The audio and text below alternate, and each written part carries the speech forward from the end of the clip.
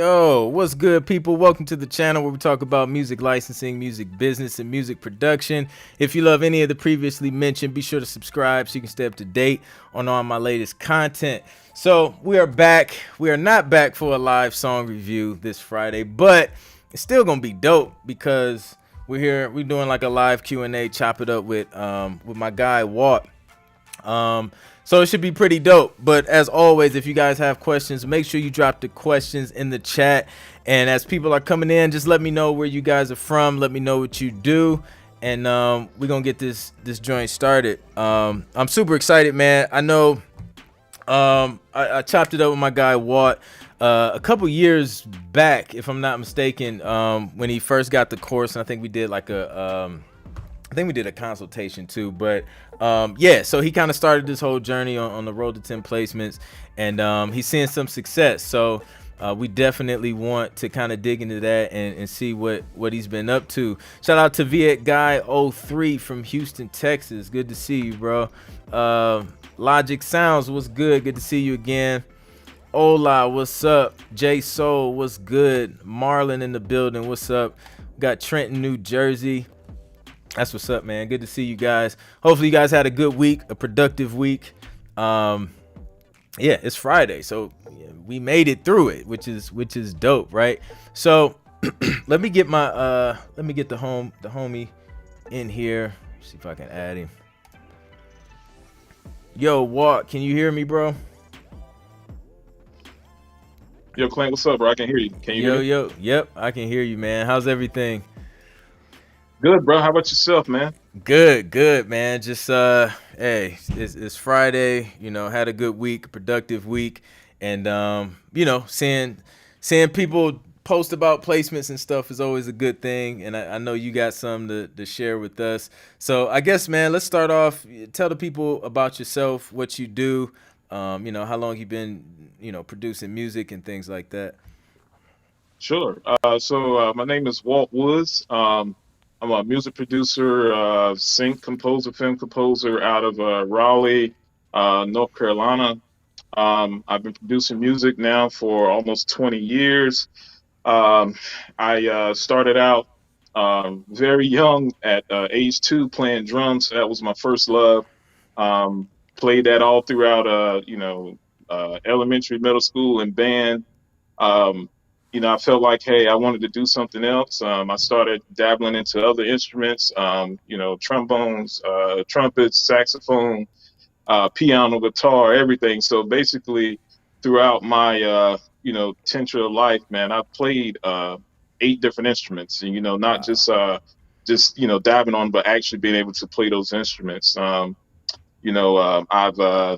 went to college, studied classical and jazz piano. Mhm. Piano is my love now. So, that's my main instrument that I use now when I'm doing my production work and everything. Dope. Um, I was a minister of music for, 8 years Okay. for my wife's family's church. And that brought me a lot of opportunities to play with some amazing, musicians and artists over the years. Even got to play with some pretty, well-known pastors at one point as well too. So, Wow. my music, career, it's really been good, man. But here recently in the last couple of years is really, God has elevated me to, another level and has given me the opportunity in sync, man. So I'm That's just, dope. grateful for it and taking it and, taking it for all I can get from it right now. Man, hey, that's super dope, man. Man, that's a rich musical background, and I remember when I first heard your music, you can always tell when people are musicians just because of how things are kind of structured, how the bass line relates to the chords and the progressions and things like that. So you can always hear it, especially being a musician myself. And I actually started on drums too. So it's funny, man. I feel like that's like a starting point for a lot of musicians, is the drums, especially if you grew up in church. I just feel like that's like the Yeah, starting point, it's like man. the basis. Yeah. Um, Absolutely. yeah, because for me it was like drums, and then my parents, they were trying to get me to play keys and organ, but I didn't really want to. And then they got a keyboard, and I was like, oh, okay, maybe. So then I got into keys, later on in high school, and then um, I don't know, with playing keys and realizing how big of a role the bass plays, I started getting interested in the bass, and then I started kind of Yeah. picking that up. So that's super dope, man. Wow. So that's a lot of different instruments. I'm curious. Do you record a lot of like live instrumentation on some of the cues that you work on, or you just kind of stick So with? at the moment, I do not. Okay. I want to, eventually do that. So, I want to start adding the live drums in there because, I want to start venturing over into more of that, the indie pop, the rock space, and really start creating music, for sync, in those genres as well.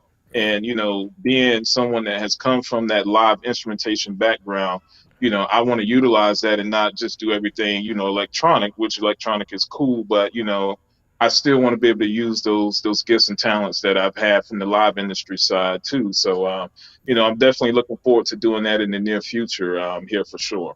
Yeah. Dope stuff. Dope stuff. What's up, Legacy Beats, Money Up Records? I see you guys. Ant Groove, what's up?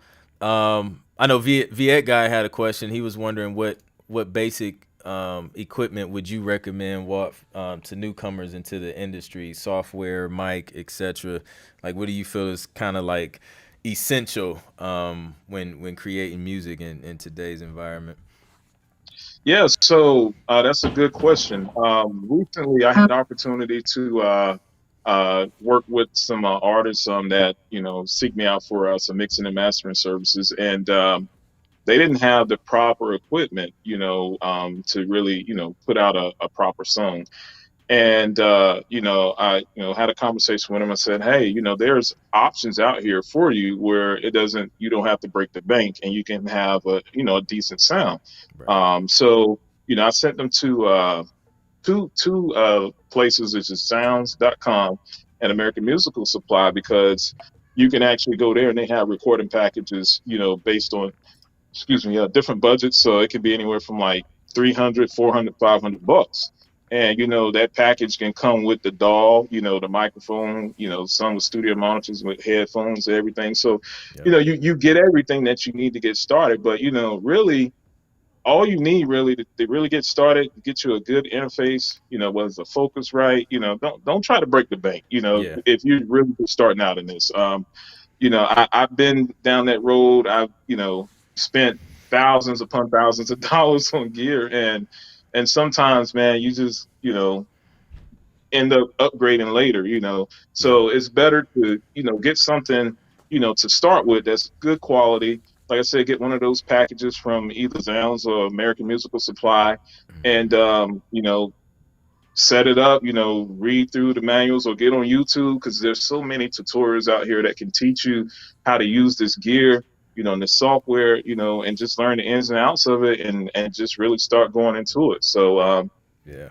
it's, the thing is to invest. You want to invest in yourself. If you don't invest in yourself, I don't think the chances of you really being able to get to where you want to are Mm-hmm. are going to be as high as you would think it would be, if you don't invest. So, Yeah. yeah, I would say definitely start there. Look at those packages by Focusrite. PreSonus has recording packages that are dope, and I back PreSonus. I don't have a sponsorship with them or anything, but I love their gear. I love their DAW software. It's just so easy to use. It's, to Yeah. me, because I'm a PC guy, it's like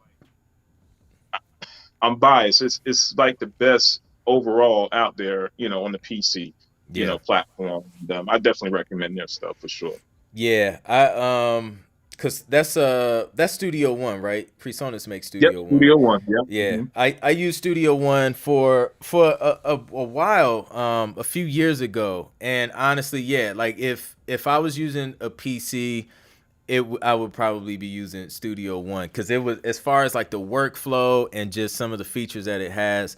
I feel like that was like the closest thing I could get to using like Logic or something like that. Like it was really dope to use. So yeah, man. Like, don't get stuck and caught up and try and get the most expensive stuff. Start with Hmm. wherever you Hmm. are, and then just kind of grow from there, man. This Yep. stuff changes all the time. I know I was using all the plugins like out the box in Logic for a while, man. And honestly, they Yeah, make pretty solid, solid plugins, just right out the box without having to spend, at that time. I think this was before Waves kind of adopted, the lower price plugins and selling them individually. Back then those bundles were like hundreds and thousands of dollars. yeah, Um, man. so yeah, crazy stuff, man.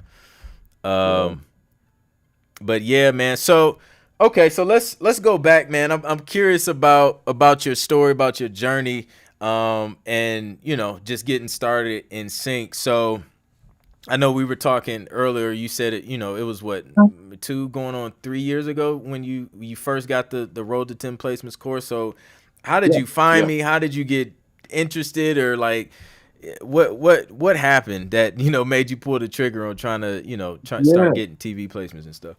Yes. So let me take you back a little bit further, just real quickly. So, I think when reality TV started really taking off big, was it the late 2000s or early 20 teens? I would start seeing, I think it was like Real Housewives of Atlanta, and Okay. I would hear the music that was playing in the background, and I'm like, man, this is dope. And it's like, this is music that I create now for artists. Mm, And, I wanted to like figure out how to really get my music, into those TV shows or into movies and things like that. But at the time, there really was not a lot of information out there at all to mm-hmm. really, figure it out. Like I was looking for stuff on like how to get music into video games and everything, and like Google just wasn't really putting up a lot of results. So DIY music, Greg, Okay. I ran into a video he had back around like 2013, and he was talking about sync licensing and libraries, music libraries and things like that. And I Mm-hmm. was like, okay, I saved that into my, in my folder, and I was like, okay, yeah, I'm gonna go back and check this out later. Life happened, going to college, having a family and everything. It's like, okay, look, let's focus on that career, let's get that bag, and then we'll come back to this later. So I was at work, a few years later. I'm at work, and one of my former colleagues, he came up to me. He was like, yo, I got a buddy, man, that has music that's been on TV.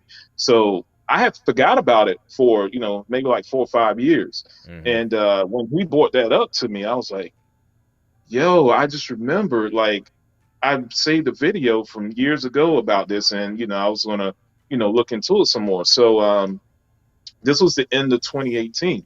So 2019 rolls around, and like, bro, I promise you, I'm just sitting on YouTube one day, and all of a sudden, this recommendation came up, and it was your video on how you landed your placement on Fox Sports. Okay. And that's what started it for me. So I went through and I watched Wow. that video and was listening to you talk about it, and then there was a link in the description to your Road to 10 Placements program. Okay. So at the time I was like, okay, it's like, yo, this guy, he seems legit, man. I get good vibes about him. I was like, all right. So, I go talk to my wife real quick. I said, hey, you know, I want to, pursue this sync licensing. I really believe I can do this. Hey, it's going to be an investment, and I want to make this investment. And, husband and wife, you try to make sure that you're on the same page when it comes to your Gotta finance. talk to the wife, man. Yeah. Yeah. So, yeah. So I'm like, are you okay with it? She said, babe, go ahead, do your thing. I made that investment, shoot. Okay, I got the course. I went through the course like 6 times, man. And that course is put together so well. Like Thank it you. was just easy to go from one thing to the other, man, and Mm-hmm. really start understanding it.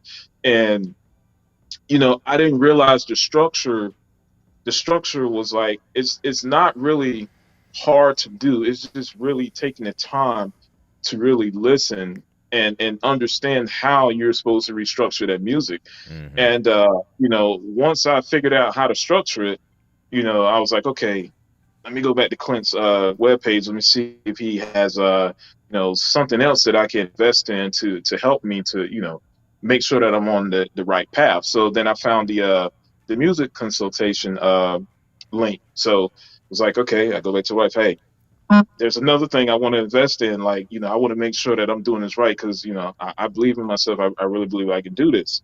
She said, go ahead, babe, do your thing. Hey, I pull out that credit card, choo choo, get it in there. Like, so hey, I set it up, and I think we were chatting. I had just came to Instagram. I'm only 2 years in the Instagram really, and I still don't really use it that well. So Yeah. we were chatting. I think we were chatting back and forth on Instagram or email or something, and it was like, wait a minute, hey, let's go over to Instagram and chat because it'd be a lot easier. So Yeah. we set up the time. I sent in the 3 tracks for you to review, and we got on a call like that next weekend. And you just gave me, the straight up on what it was, man. And Yeah. you know, once I found out that the structure was good, I knew the mixing and the mastering. Hey, I'll go back and fix that. Right. That's the problem there. So my Right. main thing was, okay, is this structure good? If this structure is good, and I have this down pat, then everything else, man, it's smooth sailing from there. Yep. And once you told me that, I was like, okay, got it. So from that moment forth, man, like I just started going in. What I would do is I would create albums. So I would create R&B albums. I would create hip hop, trap, pop, and even started on like country. Yeah. And I would just save that stuff up. So when I got to the place where it was time to start researching the libraries and stuff, I already had music ready, so that was the easy part for me. The hard part was really doing the research on the Yeah. libraries and Yeah. finding libraries that really cater to the style of music that I created. Mm-hmm. And I think that was the biggest issue for me because you know, I mean, that list had what, like 300 libraries on it or more. Mm-hmm. And that's a lot, man, to really go through. And, so I had to start breaking it down by system. So, I'll take 50 here. And then, the cool thing about the spreadsheet you had set up is that a lot of those libraries, you had the actual link where you could just click in the spreadsheet and it would take you directly there. Mm-hmm. And you could just research them at that time. And, I was going through doing it, and I would shortlist some libraries, so that list of 50 may go down to 25, and then Mm-hmm. from that 25, then I'll break it down to like a 15 or a 10, Yeah. to try to find the ones that really fit for what I was doing. Yeah. And it was a lot of trial and error along the way.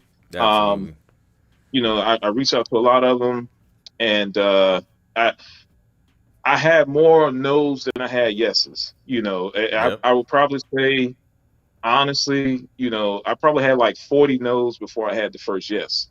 And Yeah. a lot of it, you know, they would come back and, they would give feedback, and, they would say, hey, the music is good, but we don't have, our clientele or clients aren't looking for, this type of music, or it just doesn't fit what we're doing.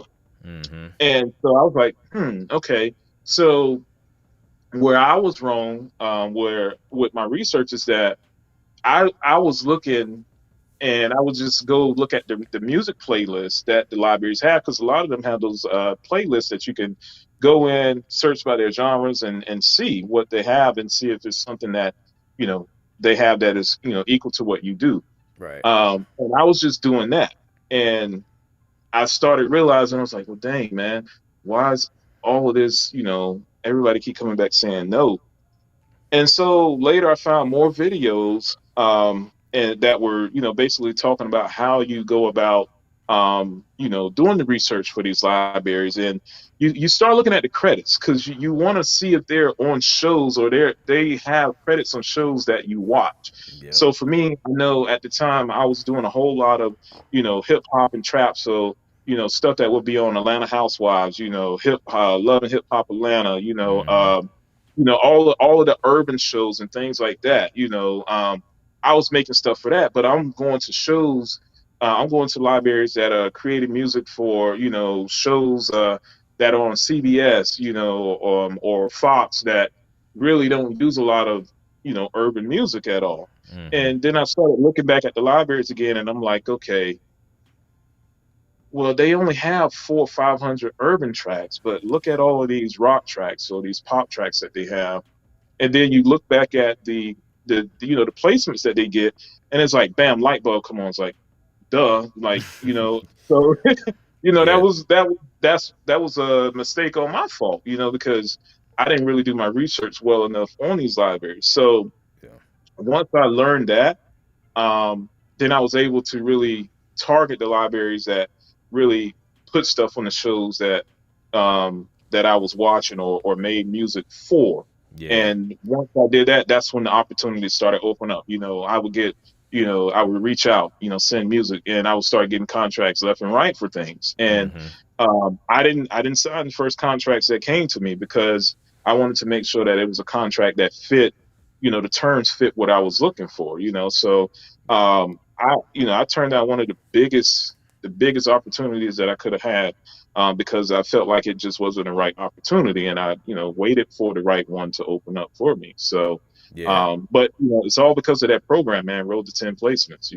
That's dope, man. You made a really good point, dude, just about doing the research, because I feel like and honestly, it kind of had me reflecting on how to better present the music licensing directory that I have included in the Road to 10 Placements bundle, because what I don't want producers to do, and I know that some producers do this because they just want to get to the placements as quick as possible.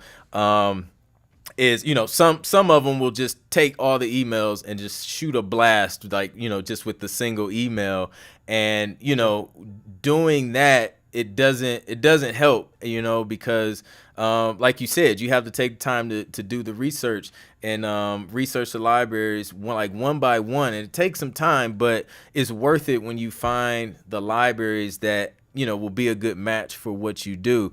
Otherwise, you're just shooting emails out to companies who it's just not a good match, and it won't work. You know what I mean? And then you're left with the feeling of, this doesn't work. It's just like, no, it works, but you have to be sure you're targeting, just like in anything, in marketing or whatever.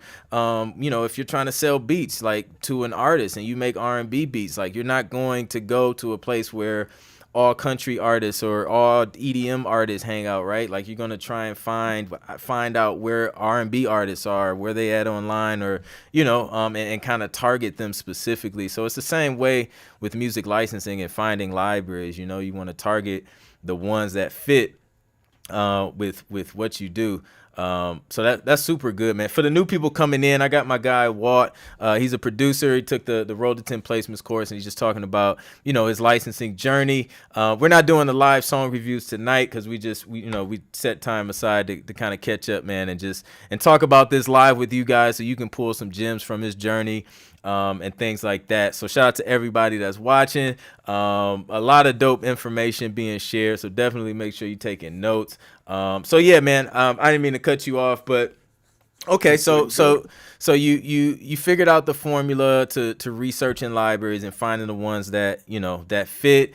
You start seeing licensing agreements come in. You turn some down. What kind of terms, like, were you looking for specifically in regards to the contracts they were sending you? Yeah. So, getting into it, man, I didn't really know a whole lot about like what was really the norm that people would see. I didn't know anything about, non-exclusive or exclusive deals, anything about like the sync fees or upfront money and everything. I knew about the back end royalties. So for me, I wanted something, I didn't want to necessarily give my music away for free. I wanted something that, would, bring some, upfront money or some sync money or a combination of both along with the back end royalties. Hmm. And so I knew that from talking to different people, and I think even we had a conversation about it as well. I was asking them like, "Hey, are those opportunities still around where people, get those upfront fees and everything?" And I remember, several people saying, "Well, there are, but it's really starting to go away, and it's really becoming just a back end thing." But there are still some libraries out here that do that, but you got to really do your research again to really find those. Yeah. So I was like, all right, cool. So, I mean, I do research and development, in my day job. So I'm like, okay, well, let's dig deeper and start really looking into this more. I started Googling information on the different contracts. Understanding what an exclusive deal was, what a non-exclusive deal was, looking at the pros and the cons of all both of those. And started hearing that, well, a lot of libraries are starting to go with exclusive deals. So I'm like, okay, well, if I'm gonna go exclusive, can you at least guarantee me that, hey, if there's no upfront money, is there some sync involved? If something, sync, say, for example, you create a queue for some, big time company, Mm-hmm. say a bank or something, or a college. Is there some kind of upfront, sync money that you can get? And if so, if that's in those contracts, definitely I'm looking for it. So I ended up getting the opportunity to join this library that actually had those terms, where you were, projects would either have upfront money, or it has sync fees, Mm-hmm. based on like a percentage, or sometimes it may actually be a dollar amount. You may see, I think I saw one brief that was like $5,000 or $6,000. Mm-hmm. Um, and then you also get your back end, writers and everything like that. Right. So I'm like, okay, this looks pretty doggone good here. So I went to their website, and I just started doing research, on, their clients, and what type of placements they were getting and everything like this. And their stuff was relevant, and Mm-hmm. they were actually getting stuff that really fit what I was creating, and Yeah. I was like, okay. So I was like, well, you know, let's do this and see what happens. So, I signed an exclusive deal with them that, gave opportunities for upfront money on Nice. projects. Also, sync fees on projects, and your back end too. Wow. So it was a win-win opportunity. But, also knowing that there were other libraries that, didn't do that. Yeah. But that was like my first step into it. And then, as I started, working with them and getting placements with them, and building my confidence there, I started looking for other libraries, or networking with other producers that are in the industry, and just talking to them and asking them like, hey, you know, do you know of any other good libraries out here that offer, like, upfront money or sync fees, or, you know believe it or not, Clint, there's actually libraries out here that will split the publishing with you. And, most libraries, they take 100% of the Yeah. publishing. Yep. So, If you when get, I yeah. heard that, yeah, so when I heard that, I was like, what? So I'm like, is this really like real? And no lie, I reached out to those libraries. Hey, got contracts, signed the contracts on, man. So, Wow. now I got libraries where I get, part of the publishing and all of the writer share, That's dope. and you get sync money too. So Yeah. it really comes down to you, like, really, a lot of it is going to be about networking with people, man, because there's so many libraries out here. And like, I've heard you and others say, there's new libraries that pop up every day, and then libraries leave every day. So you really gotta talk to people that have been in the game for a while, that are willing to share knowledge with you, man, Yep. and just tell you how it really is, and then it's up to you to, do your due diligence and Mm-hmm. see if these are going to be the right opportunities for you. Yeah. And that, that's pretty much what I did, man. It's like, just really taking my time, not trying to rush it, man, because if you Yep. try to rush it, then all it's going to do, man, is you may crash. So it's Yep. better to take your time, build up your chops, start learning the business, then start really starting to network with people. And me being an introvert, I know it may not seem like it, but I'm an introvert, so Yeah. it's hard for me to really go out and, network with people in the industry to really learn things, but Yeah. um I'm thankful for all of those that have really, opened their arms, and been able to be mentors, yourself, and Nelson, man, and Greg, and Yeah. so My many others, guys. man, that have opened up, their arms, man. Even Marlon Gibbons, man, shout out to Marlon, man.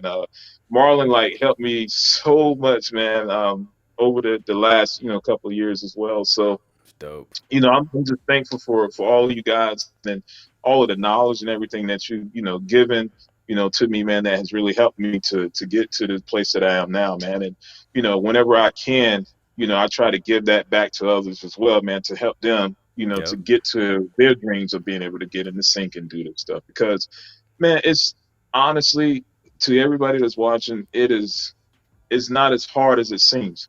It's Mm-hmm. you just have to put in the work, man. If you put in the work and you be dedicated to it, don't rush it. Yep. Just take your time with it, man. I'm telling you, you can do it. If I'm Yep. doing it, you can do it. Yeah, man. You gotta enjoy the process. But yeah, man, I feel you, bro. Like I'll pay for knowledge and information any day, bro. Like because every time I did, like I've seen a return on that investment like way well beyond what I paid for the information, and it's especially information that can teach you how to do something that can continue to generate money forever. Honestly, you know what I mean? Like it's an infinite return. So that's super dope. What was your first placement? Like your first Man, ever placement?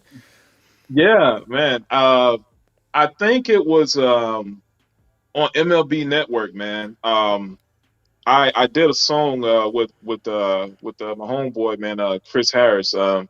DJ Skrilla, and Okay. we did this song, and I think it was called "Can't Do It Like Me," and it was like the track or the beat. I promise you, I made that beat like 5 years ago, man, probably longer than that, Yeah. and so I submitted it because they, the library was looking for like hip hop stuff. And I submitted it, and he was like, "Yo, this joint, like, I need this. I need this." And he got on it, and we created a song out of it, and it got placed on the album. Wow. And we would talk back and forth like for months. Like this was back in like June of June of 2020, right? Okay. And the album was placed on the site in November of 2020, Mm. and we were just conversating back and forth. We hadn't talked for probably about a month or so. No, we might have talked, before then. But I remember him saying, he was like, "Yo, it's coming soon. It's coming soon." And I was like, "All right." I said, "Yeah, man, I'm being patient, but at the same time, man, when you're waiting for an opportunity for something, man, like you get anxious and Yeah. you're anticipating like, yo, oh, when is it gonna happen?" Right. And so one was one night. Well, it was one morning. I think it was a Friday morning. Um, January. I don't know if it was a Friday morning or not, but I remember it was January 17th of 2021. Um, I get a text message, right? Mm-hmm. And no, it wasn't a text message. I get an Instagram message, DM, Yeah. and I'm like, I click on it, and he was like, "Yo, there it is." I'm like, "Get out of here!" So I hear the song playing on the on the TV, and I'm looking, and they're showing the baseball highlights from a game, and I'm like, "Yo, Wow. this is crazy." So like I'm just jumping up, man. It's like 6, 7 o'clock in the morning. So, everybody's like still in bed or they're getting up for school and work. And I'm like, yo, like I just got my first placement. Like, yeah, I'm just like on cloud nine, Wow. man. 'Cause it's a feeling, man. You can think about this stuff for so long and dream about it. And then when it happens, like, yo, it's, oh my gosh, man. I was just like, yo, I can't believe it, man. Like it's really happening. Yeah. And man, like from that moment, it just like fueled me. And I'm like, yo, all right, Yep. I don't want to never have this feeling stop. Like I'm going hard every time I get a chance to. I'm going to the studio. I'm going Yep. to keep writing. I'm gonna keep submitting, and man, I'm gonna keep doing everything I can to make sure that I'm getting these placements here, man. And from that one turned into several more, Mm. and now this year, almost 200 placements in the first 7 months of the year, you Dang. know, and Killing it, and bro. hey, all God, bro, I'm just like I Wow. I, I can't take credit for any of it. I had to give God all the glory because He gave me the Absolutely. talents and the gift to do it. Yep. So every time I see it, I'm like, I give Him the glory for it. I'm like, yo, you made it happen, God. Like, so I just keep trying to go even harder and even harder. So I put out new stuff. Wait for it to start getting placements. My TuneSat account is loading up. Now it's time to start creating new accounts with new Yep. emails because I'm not Yep. look. I'm not going to pay no $180 for them to Hey, track everything. I'm not paying either, man. I got about 5, 6 accounts with TuneSet because it's so expensive just to track something, Yeah, man. It's yeah, no, yeah, I get it. I get it. I yeah. feel So like I'm that's just, what everybody who has TuneSet does. Like they have yeah. You multiple got to email do that, accounts. man. You got to do that unless you just really got the bag like that, and you want to do it. But I'm not going to do it, man. So Yeah, I was like, okay, this is it's time to really start create new accounts. Just trying to keep up with the email addresses and everything. But yeah. start seeing it, keep rolling in, rolling in. So um, as the year progressed, man, um, I just started seeing more and more placements come in. A lot of sports stuff, like heavy sports, man. I mean, I've had stuff on ESPN, NFL Network, MLB Network, Hmm. Golf Channel, NBC, Fox, Sports. Man, what else? Pretty much every sports network out there.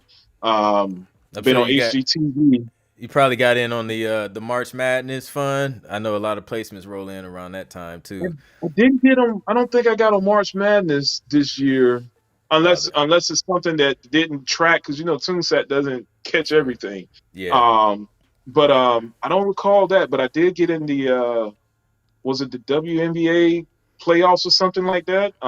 Okay. Like a couple of weeks back or something. I can't remember when it was, or it was something with WNBA Yeah. that came through, a couple of weeks back, and it's crazy because like like I said, man, I'm a firm believer in God, and I was like, hey, God, it would be nice if I get a placement in the NBA playoffs, right? And Mm-hmm. then a couple of days later, here's the WNBA. I was like, well, Oh it man, ain't it's the NBA, close. but I'll take it. Exactly. So, Exactly. I was like, hey, I'll take it. So, that was a good one too, man. And really just seeing, other ones come in, man, for different, like series, like Ole Miss. They have like a series that comes on. I forgot what network it is now, but I had music on that, several times, man, and a lot of reruns, getting reruns and things like that. Oh Yep. man, that's been great, man, because those reruns, my understanding is that you get paid for those every time that they Every time. re-air well too. So I'm like, Yep. okay, so it's been nice. So yeah, Yeah.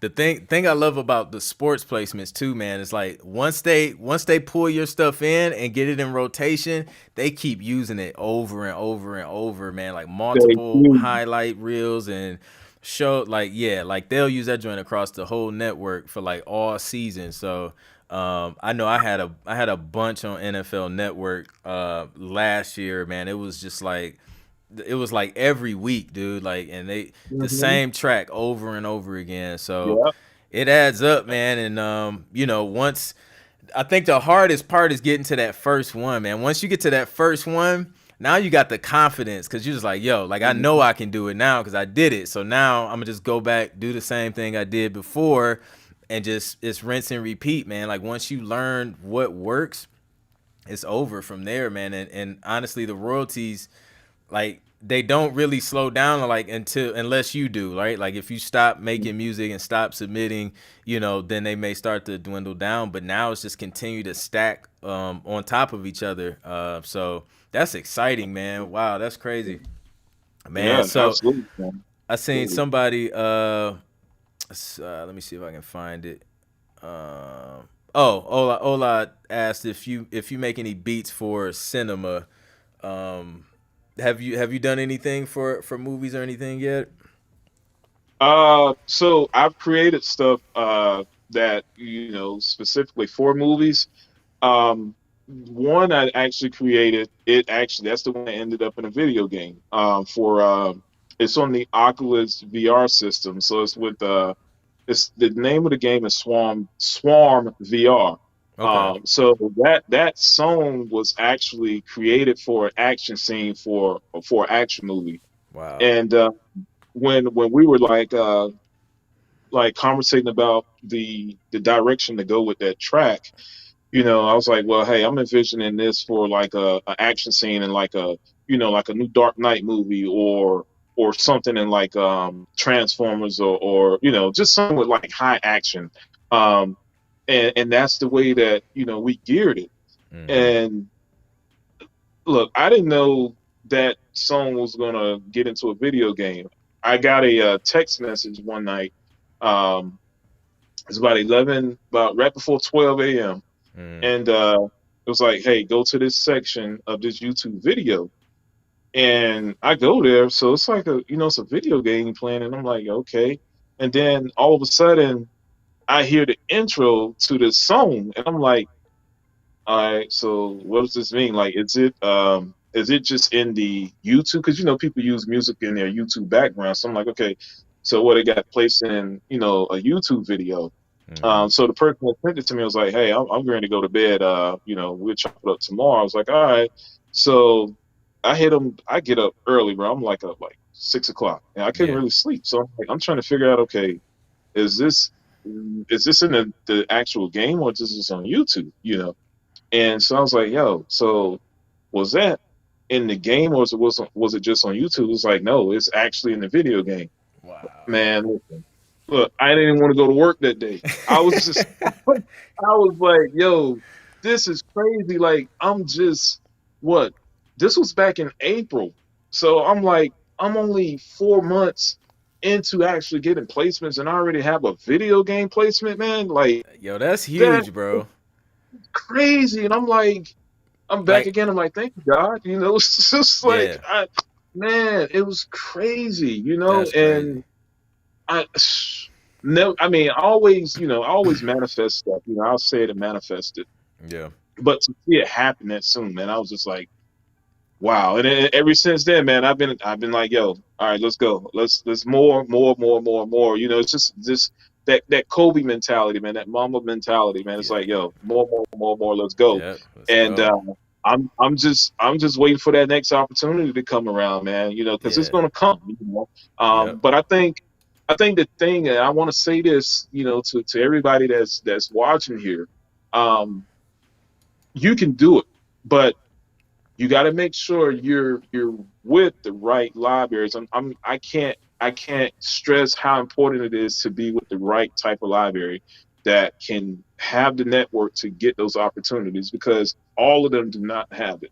They do Right. not have those connections. So it's important to look for those libraries that have those connections. And when you find them, go listen to their playlist of what they make, Mm-hmm. and try to make tracks off of their reference tracks, and go after it, man. Because once you get in there, you can definitely create something that can get into a video game. You know, I have a few friends that are doing sync that have had those opportunities happen. And you know, one recently over the last, I think, like 4 months, ClintMusic, she actually got a placement in the NBA 2K, you know, Wow. video game. It's So dope. so you know, it's those opportunities are out there. You know, you just got to find the right libraries. You know, and Yeah. once you find them and you get in with them, and you know, make good relationships with them, you know, those opportunities will come, because they are out there.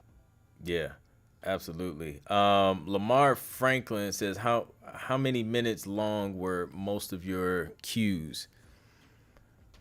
Good question, man. So I really go off of the road to 10 placements. If you haven't really looked at it yet, definitely get it.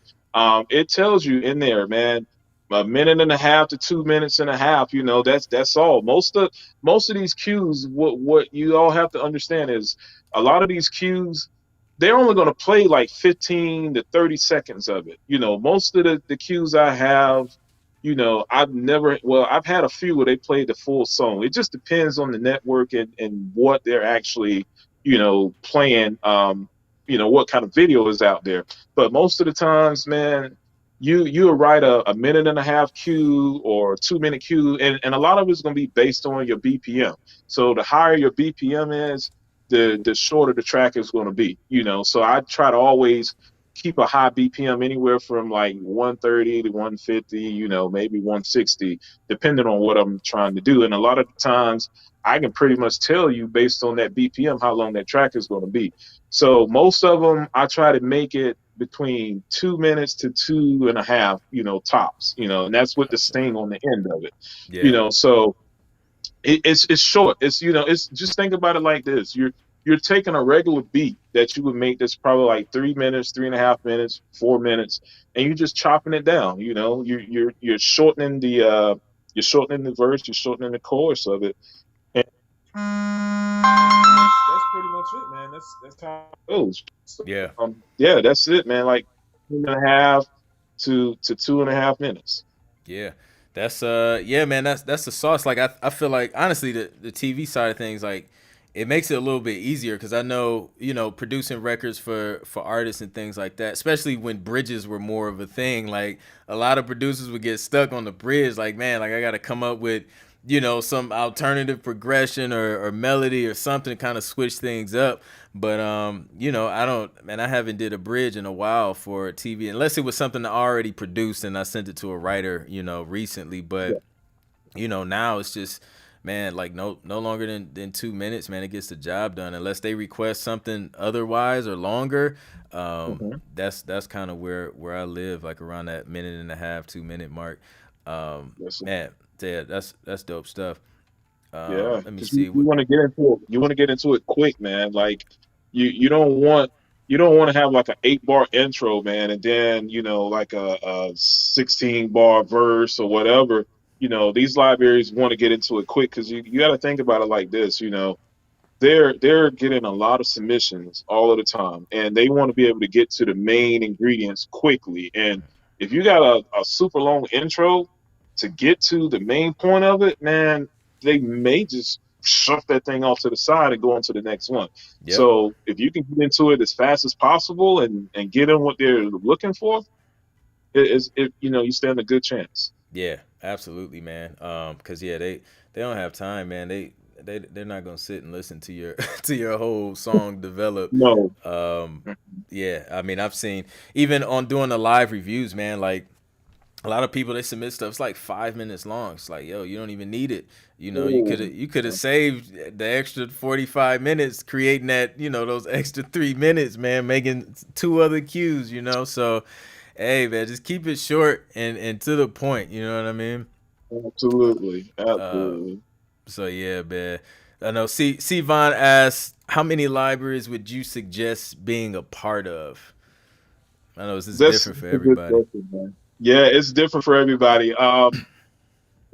What I was told is to have, 2 to 3, man. Like, good libraries, and that way you don't really stretch yourself too thin. You could probably go up to 5 if you can manage to do that, but it just depends on your the time you have to put in. Me, I work in corporate America, so I don't have a whole lot of time to really put into this stuff on the regular. Now, if I was just doing music full time, um, yeah, I probably work with 5, 10 libraries, but for me, having 2 to 3 good ones, is more than enough. Yeah. Especially if they're getting placements, on the regular. Right. And what I've noticed is with one of my libraries is that um, they work with other libraries as well and supply music to them. So Okay.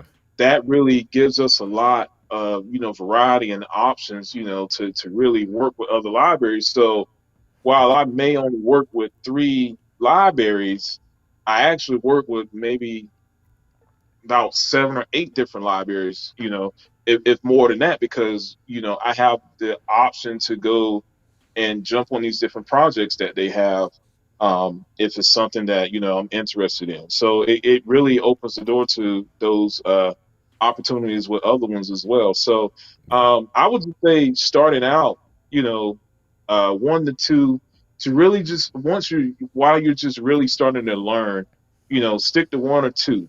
And after you really start building up your chops and you're getting those placements on your belt, you have a routine of how you do things. You have your template set up, of how you can get in quickly and work. Then, as you build up and you get your confidence built up in doing it, then you can start looking to branch out.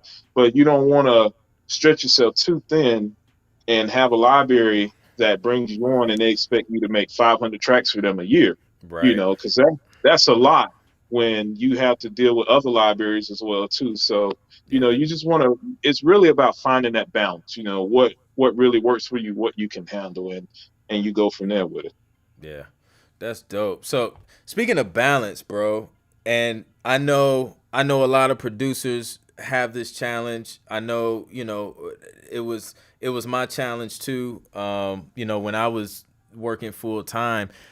How did you manage your time, like with the job, with the family, kids?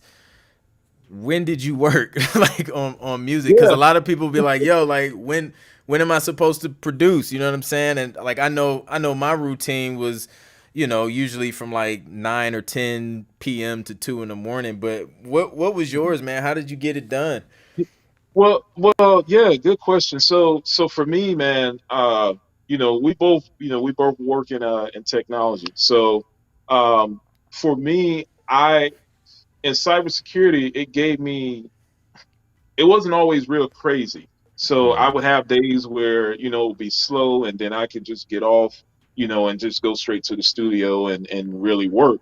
But the thing about it for me is like my mind, man, like most of the day, pretty much most of my mind is consumed with music. So I wake up in the morning with music on my mind. Throughout the day, music is on my mind. I'm creating music all of the time in my head. mm-hmm, So you know how like Jay-Z, they say he has like what 100 raps already in his head that he's memorized. mm-hmm. That's how it is with me with music. So like my fan is on right now, and if I catch something from that fan that really triggers some kind of rhythm or whatever, I'll start creating a whole, the basis of a composition off of that.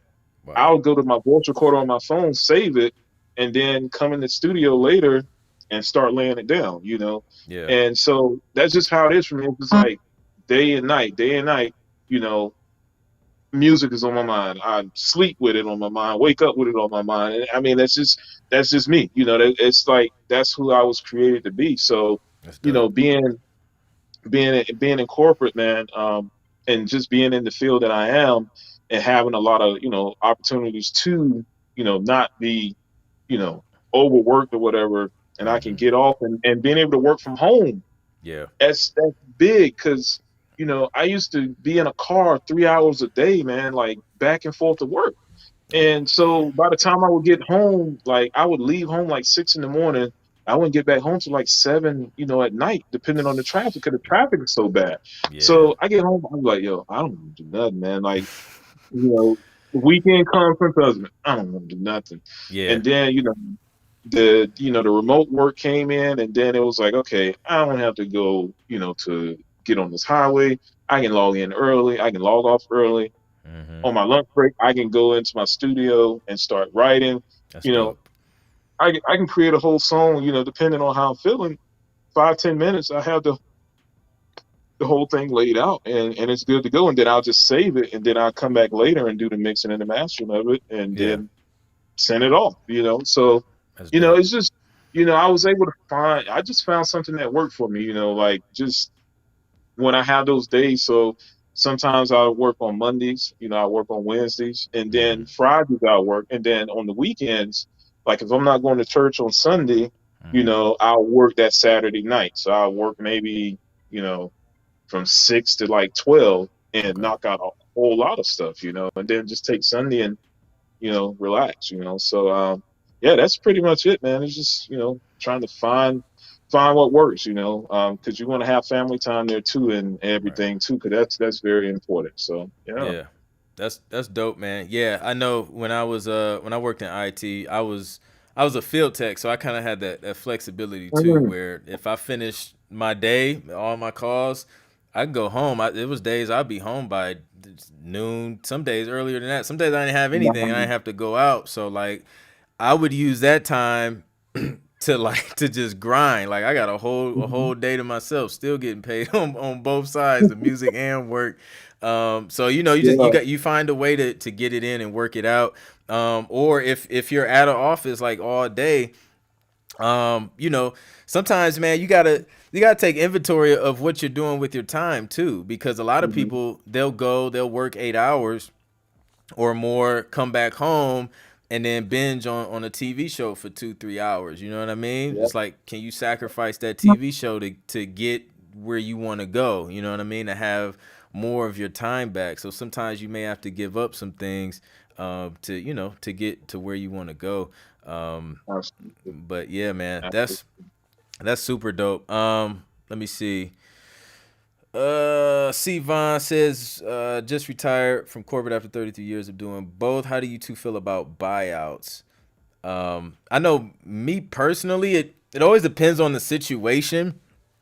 I've done a few buyouts, especially like some tracks, like if it's like a little 60-second, minute and a half track, right? And it's a decent situation, or it's like, most of them they weren't anything extravagant. It would be, I don't know, for some online YouTube series or something like that. I'll do them, especially like I can make more music, right? If it's something that I know, like on the back end, like this can generate a lot more money in the future, then I may think about it. You know what I mean? But just depends on the situation. I take it on a case by case basis. Just depending on what's going on, depending on how much work I gotta put into it, and Sure, you're getting a fair deal. Like I said, man, I time, man, to look at this stuff. yeah, Every contract that I had, when I first started out, I got an attorney to look over it to make sure it made sense for me. And if smart. it did, they would tell me straight up and say, "Hey, no, look for something else." Yeah, So really, man, it just really makes, if the terms make sense, the money, if the money is worth it, yeah, then definitely, go for it. So yeah, that's my response to it there. yeah. That's what's up, man. Wordplay for you to hear said he worked in IT too. I feel like a lot of people especially producers, man, like work in IT or like have some type of background in IT. It's the Yeah. funniest Hey, thing. man, look, you never know, man. Like, we got so many minds in IT, like, especially if you're a software engineer or something, man. Somebody come on and build a new platform on Android, man, so we can have something.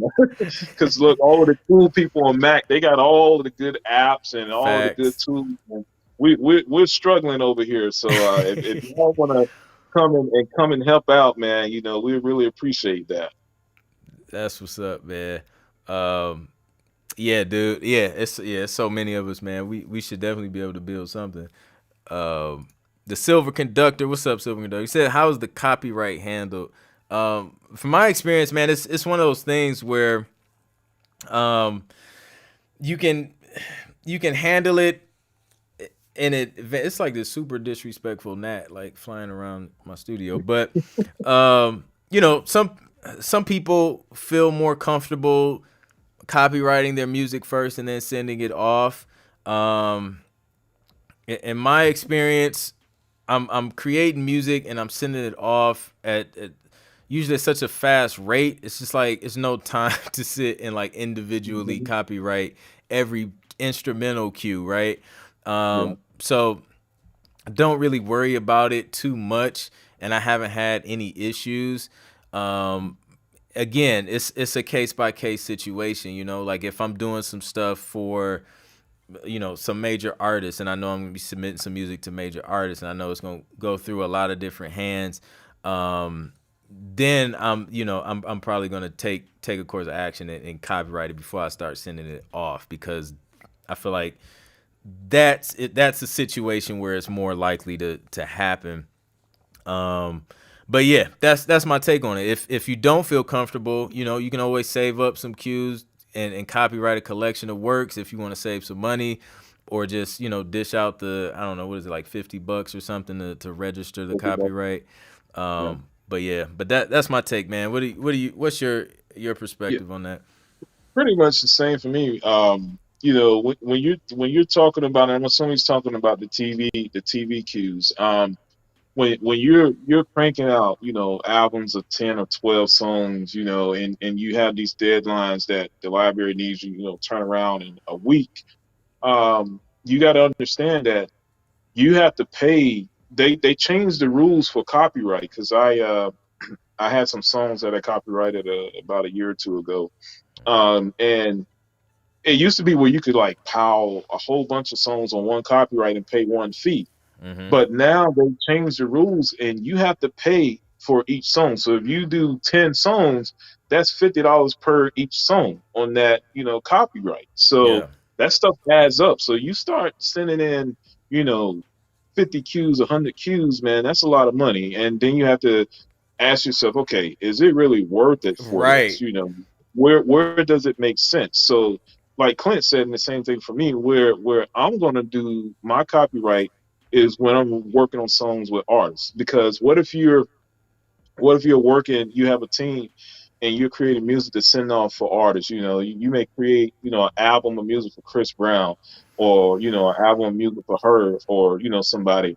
And that's when you want to copyright this stuff, to protect yourself, because you Yeah. never know what can happen, man. Yeah. That stuff can get back at any moment. So Yeah. Yeah. you really got to figure out what makes sense for you. For me, with these cues, once you make it, it's already copyrighted anyway. But Exactly. you just gotta, figure out what works for you. And I'm kind of the same way with Clint, man. It's you know this Q stuff. I mean, we're creating, hundreds a year, and it's just, yeah. I mean, who's And gonna it, pay $10,000 for that? So and it may not even get placed. Like I have some cues, like they're exactly, just now getting placed that I did 5 years ago. You know what I mean? So it's like, and then some of them, they get placed on like a network like the Oprah Winfrey Network. Shout out to Oprah. I love Oprah, but they pay super low, like on the royalties. But oh, it don't say doesn't that, make man. it doesn't make sense. You know what I'm saying? Like a few bucks. I made a few bucks in royalties from a own network placement, and I'm gonna pay $50 for Yeah. because I think a supervisor may rip me for my instrumental cue. You just gotta, it's gotta make sense. So if it doesn't make sense, don't do it. And like you said, like the moment you create, like copyright law, like the moment you create a piece of music, it's yours. You own it. You own the copyright in that moment. Registering the copyright is what's going on when you submit it to copyright.gov, and that just gives you further solid proof and evidence if you were in a court battle or whatever trying to prove that you own it. But these days, you got sessions that's time stamped. You got the pro registration once you submit it to a library with your name attached to it and all that stuff. So there's a lot of different things that can, if you had to like prove that you created this, but I know everybody's comfort level is different, but yeah, on the sync side, man, I haven't really ran into any issues. Let me see what other questions we got. Shout out to the people coming in, man. Let's see. Dr. Props, what's up, Doc? He said, would it be a good idea to have two separate catalogs, one for artists, leasing / exclusive, and another for TV and film sync? Oh, yeah. That's how I do it. Yeah. Because it's one of those things, man. Like, if you have, like, I don't want a track that I lease to, say 15 different artists floating around, and then I send it to a licensing company, it gets placed, and then those 15 artists watching the show or the movie, and they're like, yo, like that's the beat to my song, and now you got 15 artists trying to claim a percentage of something because they think they think you owe them some money, man. Like I don't want those headaches, man, and neither do the licensing companies, bro. Like that can mess up your reputation. So I like to keep things clean, and I keep my licensing stuff over here, and I keep my beat leasing stuff on the other side, just to have that separation and make sure there's no issues just coming up out of the blue. To you both, why do our networks pay the least? I don't even know if that's the thing, right? Because there's some other networks that they don't they don't pay a lot. I don't know what's a factor in that. I don't know if it's because the network. I don't know. Honestly, that's a good question. But I mean, I don't think it has to do with race or anything like that. I just think it has to do with, I don't know, however these networks are set up. Because you can get something on, for example, you can get something on Fox. Fox Prime Time is going to pay you way more than a cable network, right? Like an MTV or VH1. Um, some shows on the same network I've seen paid differently as well. So I don't know, man. Like there's some super advanced, hyper technical royalty calculation thing going on that I do not understand. So I have no answer. Um, so let's see. Somebody said that's how she got rich. Uh, I don't know. I don't know, but I think she was rich before that. But let's see. This is good, man. A lot of good information. Wordplay says he's an Apple guy too. Shout out to Apple. Shout out to Mac people. Like I don't want to go down that rabbit hole, but like I'm an Apple guy too. But man, they be driving me nuts sometimes. I got like everything Apple over here, and at the same time, like they just frustrate the life out of me. But it's all Yeah. good, man. I Um, used to be Team Apple, but I'm not on the cool kids crew anymore. So, what made you switch over? man, so I had the iPhone 7, was it 7 Plus or 7S Plus when it came out back Okay. in 2017. And at the time, man, my car, it had an issue connecting to that phone. Hmm. And I already paid like $900 for this phone, and I'm like, man, I'm gonna have to stick with it for a while. And it just never worked for me in that car.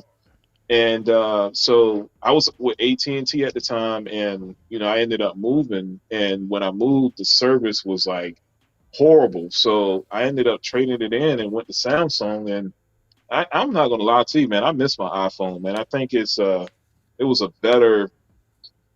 I think the UI was better, man, overall, Yeah. than what Android is. But I loved it, man. But I'm Android now. It's a lot more user friendly, and I don't have to buy all of the Apple stuff like you guys have to be able to use everything else. Yeah. So, but yeah. Yeah, that's super dope, man. So look, man, I won't hold you, man. I appreciate you coming on and just sharing, sharing your journey, and the success that you've had. I appreciate you making the investment, man, and purchasing the Road to 10 Placements course. I'm glad it helped you. And man, it's just super dope to see other bros out there just killing it, man, taking action on the information and carving out, a lane for themselves in the music business, man. So man, congrats again to you. Super proud of everything that you've accomplished so far. Like, I mean, we talking like 200 something placements. Yeah, So man. yeah, dude, definitely excited and looking forward to hearing more dope stuff from you. So yeah, appreciate you coming through, bro. Yeah. Hey, thank you, bro. Hey, I really appreciate the opportunity, man. Thank you for making that program. Like I'm telling you, anybody that's on the fence, I'm not a salesman at all, but I'm gonna tell you the truth. I'm very transparent.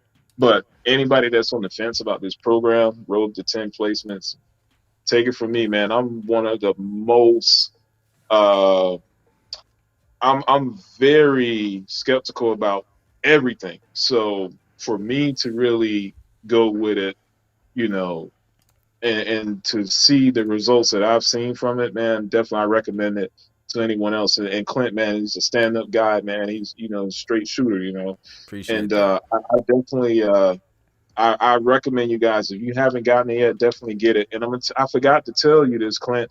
Yeah. Um, some of my other partners, man, that I know that are in the industry, some that are on the side that have had placements with major artists.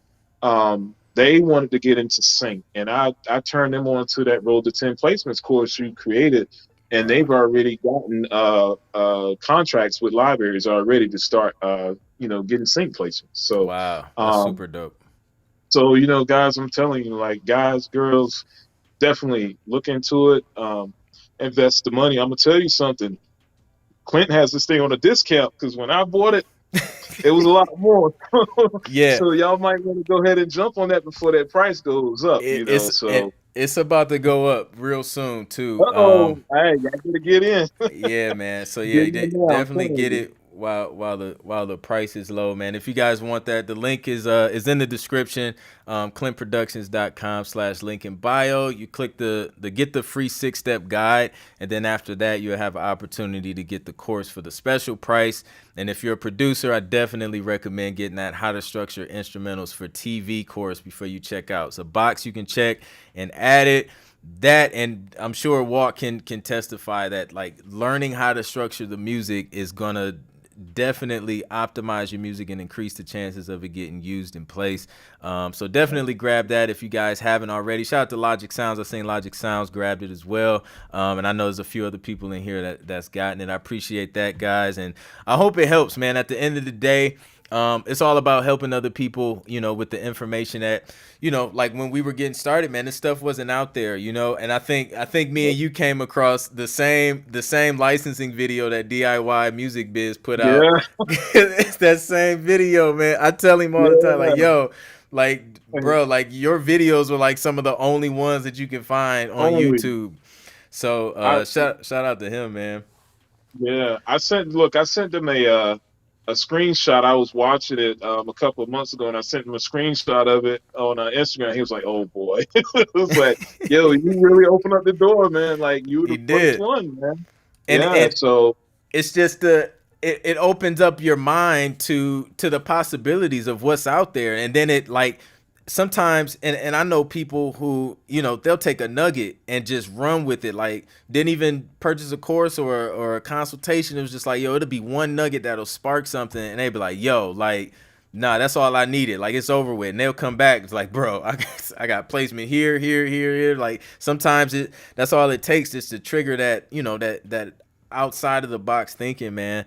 Because there's way more opportunities out here than than what people think. So exactly, super exactly. super dope stuff. Well, all right, man, have a good night, man. I appreciate you. We'll definitely be in touch. Shout out to everybody that came through the stream.